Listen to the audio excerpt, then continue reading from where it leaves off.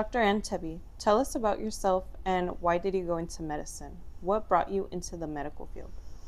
Sure. I moved here from Israel when I was 9 years old and grew up in South Florida. I'm the only one of three children, and the only one who's graduated college. And something drew me to medicine when I was younger. I was always actually scared of going to doctors when I was younger. I remember breaking my nose once, and they took me to the doctor. They had to peel me out of the car because I was so deathly afraid of doctors.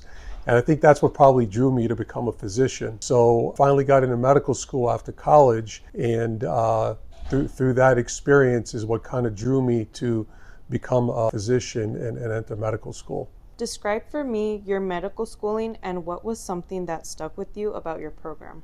Sure. I attended Nova Southeastern University. It's a 4-year osteopathic medical school in South Florida around the Davie area. And something that really stuck out with me is the actual training that we got. So in osteopathic medical school, we actually learn a little bit more musculoskeletal anatomy during our 4 years of training, and that's what really stuck out with me. And I think that's what prepared me to become an orthopedic surgeon, because obviously with orthopedics we use a lot of anatomy, musculoskeletal anatomy, that helps us become more refined and more in tune with the human body. What is your profession? My profession, first, I'm a physician. Second, I'm a surgeon. So I became a doctor going through medical school, and then trained to become an orthopedic surgeon. And then I also did what's called a trauma fellowship, which is an extra year of training after your 5 years of orthopedic training. So most orthopedic surgeons go through 5 years of training, and then they choose to do an extra year of subspecialty training. And I did mine in orthopedic trauma as well as joint reconstruction. Why should one trust you with their care? So when we're physicians, we are practicing medicine.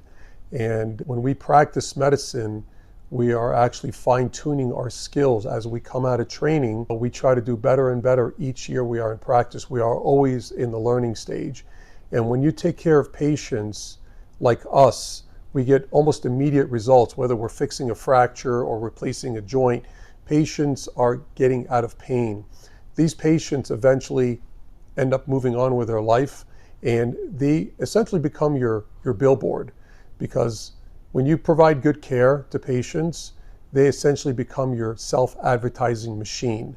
And when they know somebody in their family or their friends that get hurt, or they need an orthopedic specialist, they usually refer the patients or their family to whoever took care of them.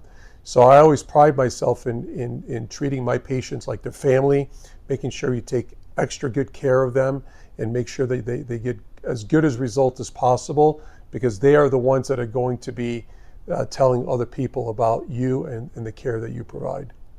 How do you show patients you care for them and that they are not just another patient? So at least in my practice, I'm the patient advocate, especially when we have to deal with insurances these days.